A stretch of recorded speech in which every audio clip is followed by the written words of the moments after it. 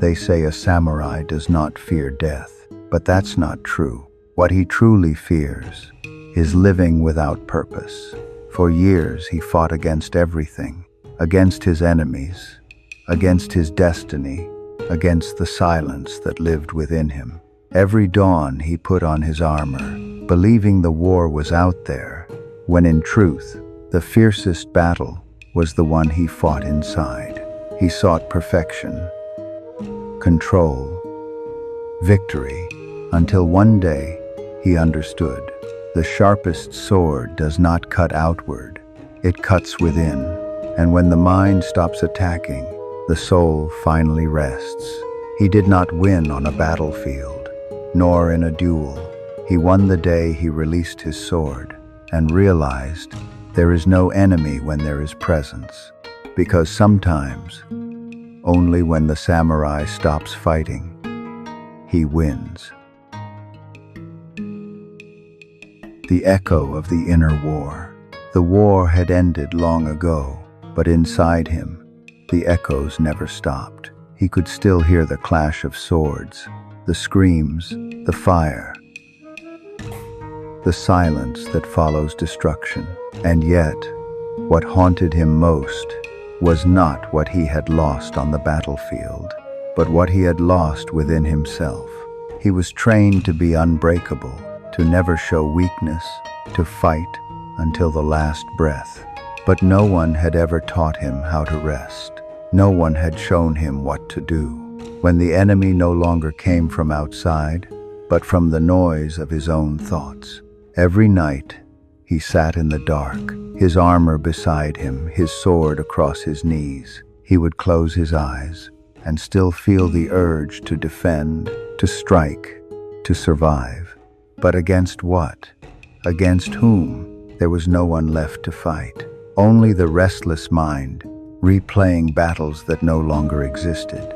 He remembered the words of his master, "The greatest warrior is the one who wins over himself." At the time, he had nodded in silence, believing he understood. Now, years later, he realized he never had. He had conquered lands, defeated countless men, earned the respect of his clan. Yet peace had always escaped him. And so, he sat beneath the cherry trees, watching petals fall like fragments of time. He wondered how something so soft could endure more gracefully than a blade of steel. He started to see that the real war was not about survival, it was about surrender. Not about strength, but presence. And as the wind whispered through the blossoms, he sensed for the first time that maybe the fight was never meant to be won. The invisible weight of the sword. The sword had always been his companion. He had carried it for so long that it no longer felt like an object. It had become part of his body, part of his identity, part of the illusion of who he thought he was. When he was young, he believed the sword was his power, his protection, his meaning.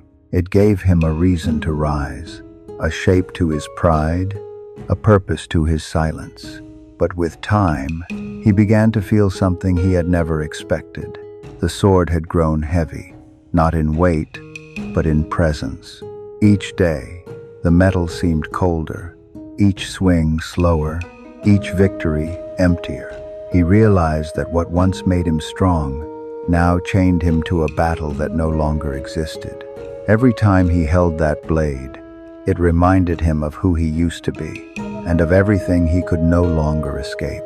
He tried to convince himself that warriors don't doubt, that hesitation is weakness, that purpose means always being ready. But deep down, a quiet truth was forming inside him. He no longer wanted to fight. Still, he couldn't let go, because without the sword, who was he? The blade was more than steel. It was his story, his memory, his mask. And even when he sheathed it, the sword was still there, resting not in his hands, but in his mind. He began to see that the heaviest battles are not fought with steel, but with attachment, for the sword he carried on his back was nothing compared to the one he carried in his heart. And until he learned to lay it down, he would never know what freedom truly felt like. When the enemy is the mind. There was a time when the samurai believed that every war could be won if he trained harder, moved faster, struck with precision. Victory would always be his. That was the creed he was raised on. But years later, sitting alone in the stillness of dawn, he realized something unsettling. No matter how many battles he fought, his mind never stopped fighting. Even in peace, it found reasons to resist, to question, to fear. It created invisible enemies and then attacked them with all its strength. He remembered Sun Tzu's words, "If you know the enemy and know yourself, you need not fear the result of 100 battles." But what happens, he wondered, when the enemy and the self are the same? Every time he tried to rest, the mind whispered, "You're falling behind." Every time he tried to let go, it whispered again, "You're giving up." It was cunning, relentless, always ready to strike. He began to see that the mind is the most skillful opponent of all, because it knows exactly where you are weak, and it never tires. He would wake before sunrise, train his body until exhaustion, but the true exhaustion came later, when the noise inside refused to stop. The blade he carried was sharp, but the thoughts he carried were sharper. They cut without mercy, slicing through moments of calm, turning silence into discomfort. He realized that his greatest battles did not happen in the open fields of war, but in the narrow spaces between his own thoughts. He started to observe them, as if facing an army of shadows. Pride marching in front, fear behind it, doubt waiting on the hill, and guilt watching silently from afar. He fought them all, again and again. But the more he fought, the stronger they became, because fighting thoughts only feeds them. One morning, while watching his reflection in the water, he noticed something strange. When the wind rippled the surface, his reflection disappeared. The image of himself, the warrior, the fighter, the strong one, vanished in an instant. And in that moment, he understood the lesson his master had tried to teach him long ago. You cannot defeat the wind with a sword. You can only let it pass through you. He began to suspect that perhaps the purpose of a warrior is not to win every battle, but to learn which battles no longer need to be fought. The mind, he realized, thrives on resistance. It needs an enemy to exist, and when there is no enemy, it invents one. He smiled bitterly. How many years had he spent chasing phantoms, believing they were real? He looked at his hands, the same hands that once held power, that had built, destroyed, and rebuilt, and he whispered, "I see you now." That night, for the first time, he did not try to silence his thoughts. He just listened. He listened to the chaos, to the noise, to the endless river of voices that told him who he should be. And then, beneath all that noise, he heard something else. It was not a command, not a thought. It was a stillness so deep, it felt like the world itself was holding its breath. That silence frightened him more than any battle ever had, because in that silence, the mind lost its throne. He understood then that the enemy had never been the world, nor destiny, nor others. It had always been his own unwillingness to be still. And as he sat there, breathing slowly, he felt something loosen within him. Not victory, not defeat, but a strange, gentle surrender. The war was not over, but for the first time in his life, he had stopped fighting. The master who taught him not to fight. The first time he met his master, he was still a boy, fierce, proud, burning with the fire of ambition. He had heard legends about this man, a warrior who had walked away from war, a general who had laid down his sword at the height of his power and disappeared into the Enpens mountains. Many said he had gone mad, but others whispered that he had found something greater than victory. When the young samurai reached him, he found not a hero, but an old man sweeping fallen leaves from a temple path. No armor, no sword, only silence. He bowed deeply and said, "Master, teach me how to win." The old man kept sweeping. He didn't even look at him. Minutes passed, then an hour. Finally, the boy's impatience broke through. "Did you not hear me?" he demanded. The old man stopped, lifted his gaze, and said, "If you must ask how to win, you are already fighting." The boy frowned. He didn't understand. He wanted technique, strategy, secrets. Instead, the old man gave him a broom. "Clean the path," he said. Days turned into weeks. He swept the same stones over and over, angry, confused, humiliated. He wanted to leave, but something in the master's calm presence kept him there. One morning, as the sun rose behind the mist, the boy snapped, "I came here to learn the way of the sword, not to sweep the ground." The master turned toward him, slowly. Then he said something that would echo in the boy's mind for the rest of his life.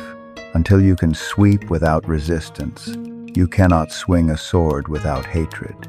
The words pierced him deeper than any blade. For the first time, he understood that the real training was not of the body, it was of the spirit.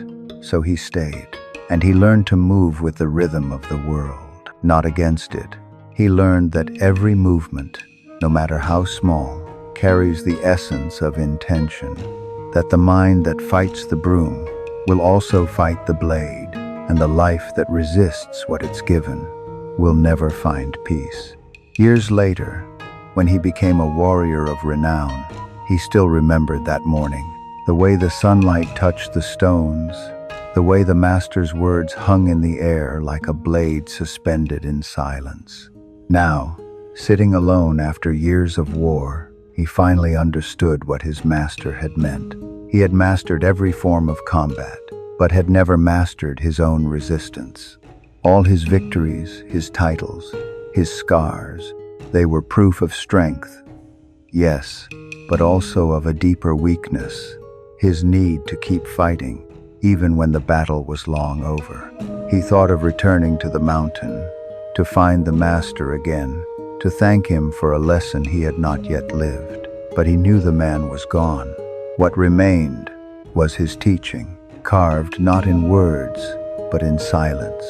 To fight is easy, the master had said. To stop fighting, that is the way of the wise. And as he whispered those words into the still air, something inside him softened. The boy in him laid down the sword, and for a moment, the man became the silence he once feared. The battle of pride and control. For many years, the samurai believed he had already learned everything worth knowing. He had served his lord with honor, defeated countless foes, and earned the quiet respect of men who once doubted him. But beneath the calm of discipline, pride had begun to grow, a subtle shadow that whispered, "You are better than them. You have conquered yourself." At first, he didn't notice. Pride wears the mask of dignity. It hides behind control, behind the illusion of mastery. It makes you believe you are free, when in truth, you are only a prisoner with a polished chain. He moved through his days like a man of perfect order, every gesture measured, every decision precise. To others, he seemed unshakable, a living symbol of composure. But inside, he felt a quiet tension building, like a bowstring pulled too far. The more he tried to control life, the less it obeyed him. The more he demanded perfection from others, the more chaos surrounded him. He was like a river trying to command its own flow. He recalled the words of the art of war: to conquer without arrogance, To lose without despair, that is. Mastery. But he could not yet live those words, because pride does not surrender easily. It disguises itself as discipline, and control wears the costume of wisdom. One evening, while meditating by the river, a young warrior approached him. The boy bowed deeply and asked, "Master, what is the hardest battle you have ever fought?" The samurai hesitated. He thought of the duels, the wounds, the men who never rose again. But none of that felt true anymore. So he said quietly, "The battle against myself, and it never truly ends." The boy looked puzzled. "How can you fight yourself?" The samurai smiled sadly. "When you need everything to be as you wish, you are already at war with what is." The boy didn't understand, not yet. Neither had he, at that age. He remembered how he used to tighten his grip on everything. His sword, his future, his name, even his silence. He believed control was the same as strength. But now he saw that control is often born from fear. Fear of uncertainty, fear of loss, fear of simply letting life move without command.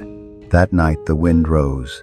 It scattered the ashes of the fire and carried them toward the stars.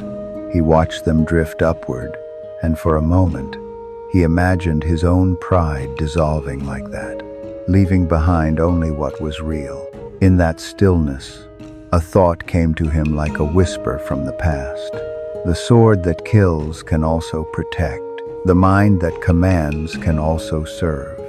And the will that conquers can also surrender. He realized then that control had never been his true enemy. It was only a teacher showing him how tight his fists had become. He opened his hands slowly. The wind passed through them unresisted. And in that simple gesture, he felt lighter, as if 1,000 invisible battles had finally ended. For the first time in his life, he no longer needed the world to obey him. It was enough to simply be in it. The lesson of the river that never fights the rock. He had walked for days, following a narrow trail through the mountains, until the path owed him to a river. It wasn't grand or loud, just steady, the kind of river that seems to breathe. He sat on the bank, resting his sword beside him, and watched the water move around the rocks. It didn't struggle. It didn't resist. Where there was an obstacle, it curved softly, finding its way without effort. The river never fought the rock, and yet, over time, it shaped it.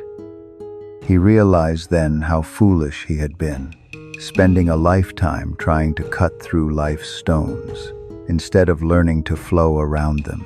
He had always thought strength meant confrontation, to face everything head-on, to refuse retreat, to never bend. But now he saw the truth written in the current before him, that bending is not breaking, and retreating is not defeat. The river knew something he had forgotten, that persistence doesn't need tension, that peace too has power. He remembered something his master once said, words he hadn't understood at the time. The rock resists and breaks. The water yields and remains. He closed his eyes and listened to the sound. Each ripple was like a teaching whispered by nature itself. He realized how different his life could have been if he had learned this lesson sooner. How many times had he turned still moments into battles? How many times had he fought to be right, to be seen, to be the best? He had confused momentum with meaning. He had believed that stillness was weakness, and in chasing victories, he had lost the grace of simply being alive. He reached into the water and let it run through his fingers. It slipped away easily, leaving his hand empty, but not in the way that loss feels.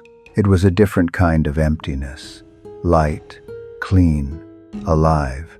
He realized then that the warrior's path was never about conquering. It was about returning to simplicity, to awareness, to balance. He thought of the art of war again. The supreme art of war is to subdue the enemy without fighting, Perhaps the ancients weren't speaking of external war at all. Perhaps they meant this, the quiet mastery of flowing where life leads.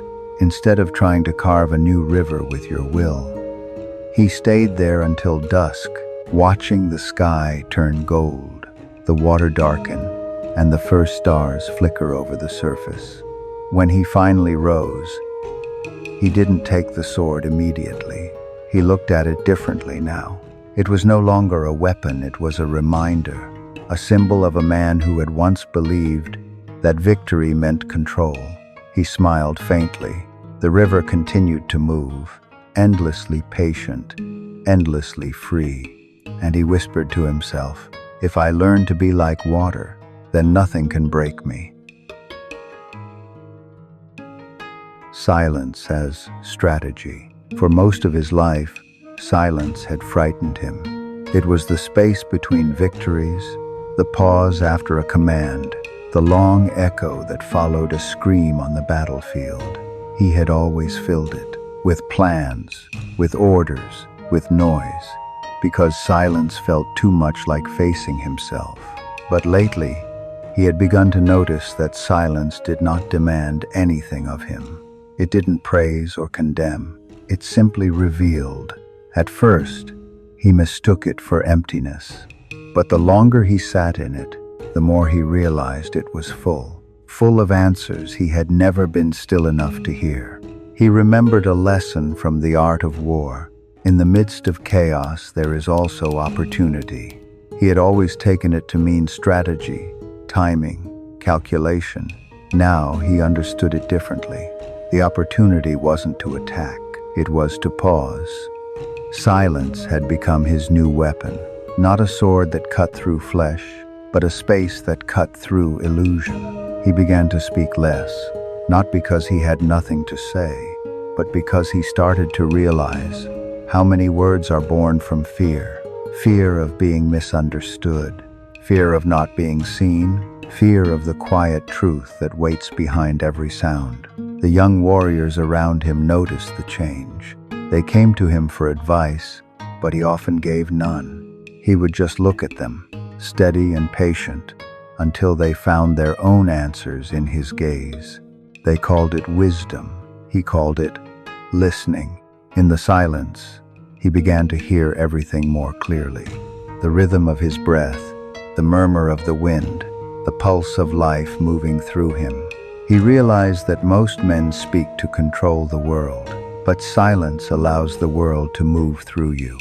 When he trained now, his movements were slower, more deliberate, each breath measured like a tide.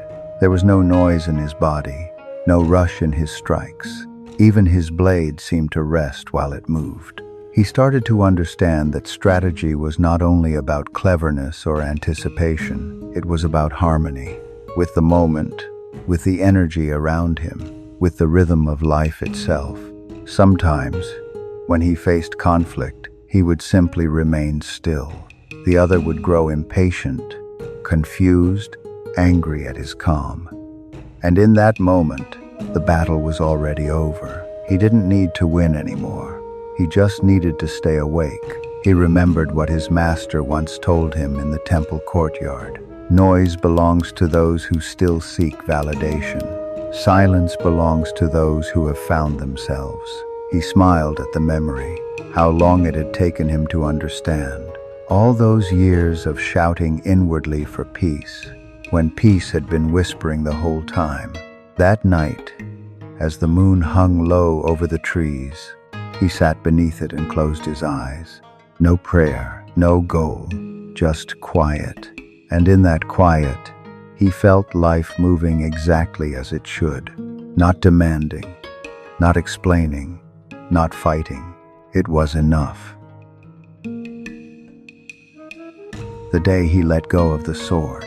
The sword had been with him longer than any friend, longer than any love, longer than his own certainty about who he was. It had followed him through storms, through fire, through the long winters of waiting. There were times when he believed the sword was the reason he had survived. Now he began to see. It was also the reason he could not rest. He had carried it out of duty, out of pride, out of habit, until even in sleep, his hand twitched, reaching for a blade that no longer needed to be drawn. One morning, before the sun rose, he walked to the edge of a cliff overlooking the valley. The world was still dark, the air heavy with the scent of pine and rain. He could feel the weight of the sword at his side, not heavy, but ancient, as if it carried the memories of every life it had touched. He drew it slowly. The sound of metal against the scabbard was like a sigh, familiar and final. The blade caught the first light of dawn, and for a moment, it looked alive. He thought of every battle it had seen, every heartbeat it had silenced. He thought of the hands that had fallen before his own, of the faces he could no longer remember. Each reflection in the steel was a memory he had never forgiven himself for. He had told himself for years that he fought for honor, for peace, for what was right. But now he saw that, too often, he had fought simply because he didn't know how to stop. The sword was not just a weapon, it was the part of him that could not surrender. The part that needed to be right, to be strong, to be more than human. He remembered the river that never fought the rock. He remembered his master sweeping the path. He remembered the silence that had once scared him, now waiting for him like an old friend. He looked down at the valley below, at the mist that moved like breath across the earth. And then he did what he had feared for most of his life. He opened his hand. The sword slipped from his fingers, spinning once before disappearing into the fog. There was no sound when it struck the ground, only a sudden, endless stillness. For a long time, he stood there, his hand still open, his body trembling as if the wind itself were passing through him. Something inside him was breaking, but it wasn't pain, it was release. He waited for regret. None came. He felt lighter than he had ever been, as though the weight he had carried had never belonged to him at all. He whispered into the air, not as a warrior, but as a man finally at peace. "I do not need to fight anymore." And as he turned to leave, he realized that the strength he had been seeking all along was never in his hands, but in his willingness to let them be empty. When the samurai stops fighting, he wins. The valley below was still wrapped in fog when he began his descent. Each step felt unfamiliar, lighter, freer, as though the ground itself was guiding him. He was no longer walking as a warrior. He was simply walking. For the first time in decades, his body didn't move from tension. There was no need to defend, no need to anticipate, no need to win. He could feel his breath again, slow, deep, whole. It was as if the air itself was letting him exist without effort. He had spent so many years chasing peace, believing it was something to achieve, something to fight for. Now he saw how absurd that was, like trying to catch the wind with a closed fist. Peace had never been a destination. It was the silence that remained when the noise was gone. It was what had always been there, waiting for him to stop resisting. He remembered all the times he had been told that surrender was weakness. But those words had been spoken by men still at war with themselves. He had believed them once, and it had cost him half a lifetime. Now, standing in the quiet, he understood that surrender was not the opposite of strength. It was strength without violence, clarity without control, presence without fear. He could still feel the echo of his old life, the weight of armor, the sharp pulse of battle, the roar of men desperate to prove they existed. And for a moment, he pitied them, because he knew now that what they were chasing could never be won through conquest. He thought of something his master once said, back when he was still too proud to listen. Victory is not when others bow to you. Victory is when nothing inside you needs to rise. He smiled softly. It had taken him years to understand, but now the words rang true in every breath. when the mind no longer fought against itself. Life stopped being a series of battles. It became a rhythm, a flow, a return. He no longer felt the urge to prove, to explain, to overcome. He didn't need to control the outcome of anything. He had finally learned to trust the natural order of things, to let life shape him as the river shapes the stone. As he reached the base of the mountain, he came across a group of travelers resting by a fire. They looked up and recognized him, the legendary warrior who had once led armies. One of them rose and asked, "Master, is it true what they say, that you have given up the sword?" He nodded. The traveler frowned. "But without your weapon, how will you defend yourself?" The samurai smiled gently and replied, "I no longer need to." They didn't understand, but they could feel something in his presence. A calm so complete it was almost unsettling. He didn't speak further. He didn't need to. His silence carried more weight than any blade ever could. Later, as night fell and the stars appeared above, he sat alone beside the fire, watching the flames dance. Each flicker reminded him of the battles he had survived, the faces he had lost, the endless striving that had defined his youth. And yet, as the fire burned low, he felt only gratitude, not for victory, but for the long road that had led him to this peace. When the samurai stops fighting, he wins, not because he has conquered the world, but because he has finally made peace with it. He looked at his open hands. No weapon, no armor, only skin, warmth, and life. They no longer trembled. He smiled, and the mountain wind answered like an old friend. The true victory, the warrior's peace. He stayed by the fire until dawn. The night had passed quietly, without thought, without fear, without need. When the first light touched the horizon, he understood that this was what he had been searching for all along. Not glory, not immortality, not even meaning, just stillness, the kind that doesn't depend on anything, that lives beneath every rise and fall of life. For years he had believed that peace was something to be won, but now he saw it clearly. Peace was not a prize. It was what remained when there was nothing left to defend. He watched the light grow slowly across the valley. Every blade of grass shimmered with dew. Every sound felt alive, precise, and perfectly placed. The world hadn't changed. He realized that everything he had ever sought was never outside him. Not strength, not clarity, not purpose. They had all been waiting in the silence he used to fear. He remembered the faces of those who had fought beside him, and those who had fallen before him.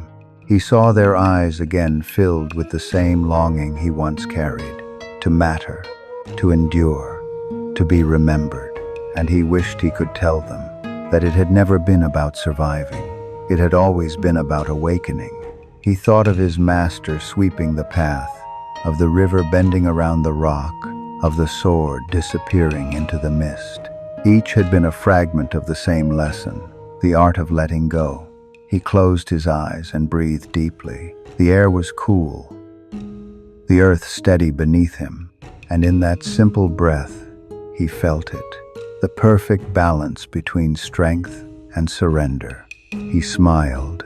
For the first time, the smile wasn't for anyone else. It was for himself. He whispered softly, "Victory is not the end of war. It is the end of the need for war." And in that moment, the past dissolved like fog under the Sunday.